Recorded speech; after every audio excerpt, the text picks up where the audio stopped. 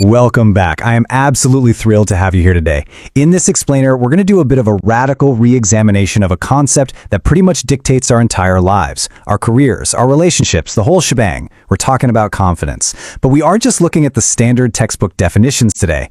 We're breaking down some incredibly powerful ideas that fundamentally flip everything we've been taught about self-assurance entirely upside down. I mean, think about it. Have you ever sat in a meeting, knowing the answer, but kept your mouth shut just because you felt like you weren't naturally brave enough to speak up? Or maybe you've watched someone else effortlessly mingling at a networking event and wondered why you weren't born with that same kind of easy charm.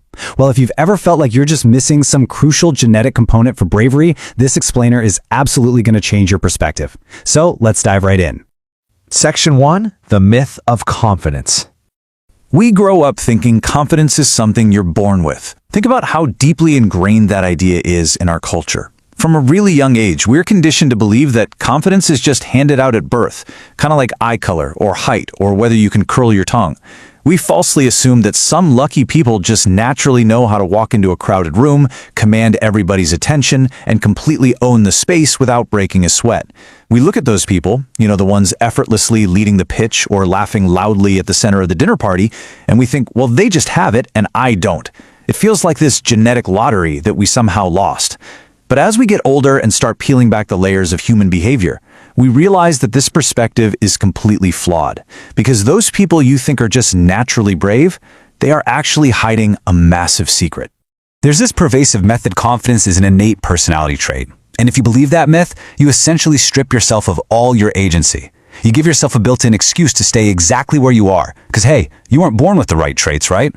But the reality is so much more empowering. Reality tells us that confidence is a daily decision. It's an active and, yes, sometimes exhausting choice that you have to wake up and make every single day. It is not about what you're made of. It's about what you choose to do in the moments that actually scare you. And that shifts the entire paradigm. It takes confidence out of the hands of fate and places it directly into your own hands. You aren't lacking a personality trait. You've just been hesitating on a decision. Section 2. Confidence is a decision. So what does that decision actually look like in practice? Well, it's a decision to speak even when your voice shakes. It's a decision to show up even when you really don't feel ready. And it's a decision to be seen, knowing full well that not everyone is going to understand you. Imagine you're about to hit send on an email proposing this radical new idea to your boss. Your heart is pounding, your palms are sweating, and literally every instinct is screaming at you to just delete the draft. Making the choice to act is required precisely when those uncomfortable feelings are present. You don't wait for the shaking to stop, you speak while it's happening. You don't wait for that perfect, magical moment where you feel completely untouchable. You step into the arena while you still feel vulnerable. Courage isn't an emotion you wait for, it's an action you take. The myth tells us that confidence is the absence of insecurity. We all have this fantasy that truly confident people just walk through life with absolute certainty, never feeling anxious, never feeling unsure. We think they don't get imposter syndrome. But the reality is that true confidence is simply moving forward despite the insecurity. It is feeling the exact same paralyzing fear that stops everyone else in their tracks, but making a conscious decision to take a step forward anyway. Just think about that for a second. The person you admire most for their bravery feels the exact same knot in their stomach that you do. The only difference is how they react to it. Your insecurity doesn't disqualify you from being confident. It's actually the prerequisite for it. You can't be brave unless you are afraid first. Section 3. The overthinking trap. Now here is a beautifully comforting reality check. Most people are entirely too busy worrying about themselves to judge you. We spend hours, sometimes days, agonizing over a tiny mistake. That time you stumbled over a word in a meeting or gave a super awkward high five and then just agonized over it for 3 days straight. You probably thought everyone was secretly laughing at you. But the truth is, everyone else forgot about it by lunch. Psychologists call this the spotlight effect. We genuinely believe there's this massive spotlight shining on our every move, but everyone is the star of their own mental movie, which means to everyone else, we're just extras in the background. Realizing this is so incredibly freeing. That harsh judgment you're so terrified of, it isn't actually coming from the room. It's coming from inside your own head. You have to beware of the 100% trap. We think we need to feel 100% confident before we launch the business, or publish the art, or sit down to have that really difficult conversation. But the life you are dreaming about is always going to stay a dream if you're waiting to feel 100% confident before you start. If you wait for the complete absence of doubt, you're going to be waiting forever. Perfectionism is really just fear wearing a tuxedo. It looks professional, it looks responsible, but it's just a delay tactic. It tricks you into thinking you're preparing when in reality, you're just hiding. The most successful, impactful people in the world are rarely 100% sure of anything. They operate at about 70% certainty and just let action figure out the rest. Section 4. The action loop. Here is the ultimate paradigm shift. Confidence doesn't come before action.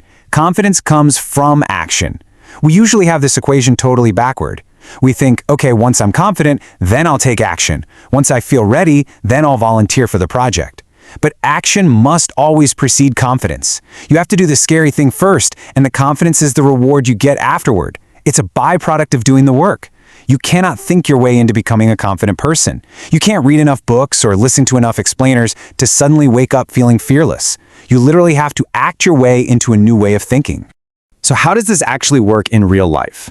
It works through a very specific practical cycle. Trying, failing, learning, and trying again. It's all about keeping small promises to yourself. First, you try. You take that terrifying first step. And hey, often, your first attempt won't be great. You might fail. But that failure isn't proof that you lack confidence. It's data. You learn from it. You tweak your approach. And then, crucially, you try again. When you promise yourself you're going to try and you actually do it, you build self-trust. And when you try again after a failure, you prove to yourself that you can survive falling down. You realize that failure isn't fatal. That resilience, that track record of surviving the things that scare you, that is the actual biological foundation of true confidence. It is built brick by brick through action. Section 5. Becoming unstoppable. Consider this for a moment. Maybe it's about finally accepting who you already are. We spend so much time and energy trying to hack our personalities.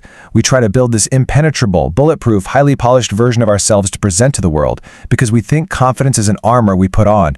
But what if confidence is actually an act of surrender? What if it's just dropping the exhausting act of pretending to be someone else and settling comfortably into your own authentic skin?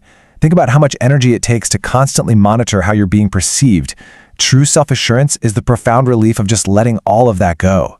Because there is a severe danger to our own psyche when we make ourselves small. Stop shrinking yourself to fit into spaces that were never meant for you. When you shrink yourself, when you quiet your opinions, hide your weird quirks, and dull your edges just to accommodate the world around you, you are actively destroying your own confidence. Every single time you bite your tongue just to avoid rocking the boat, you are telling your own brain that who you are is not acceptable. You reinforce the idea that your true self needs to be managed and hidden. And over time, that completely erodes your self-trust. You cannot build a confident life on a foundation of hiding. And this brings us to the ultimate definition of what it means to be unstoppable.